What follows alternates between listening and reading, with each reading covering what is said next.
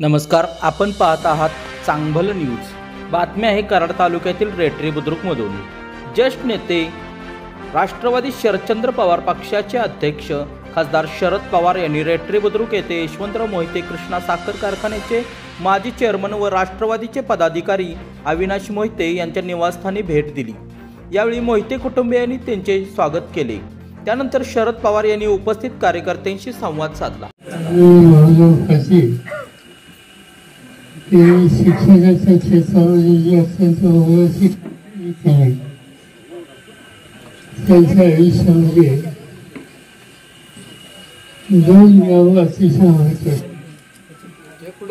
एक कुंभा आणि दुसरं काळे। शिक्षण संस्थेच्या कामाचा शाळा हा कदाचारांच्यामध्ये घातला आणि नंतर त्याचा उत्तम झाला। आज 4 लाखाच्या अधिक विद्यार्थी शिक्षण घेतात। ही शहरात जिथे झाली त्या गावाला एक ऐतिहासिक महत्त्व आहे।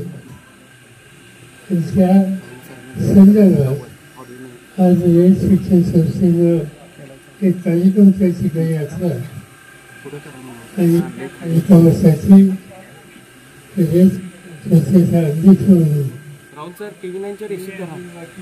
सगळे सहकारी आमदार बाळासाहेब पाटील,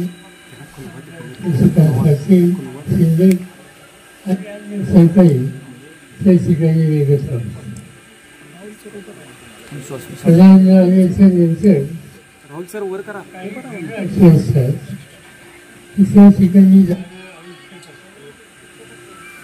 आणि आता ज्या ठिकाणी आपण भेटतो एक निवासस्थान असतं ते आपल्या त्या कुटुंबाचा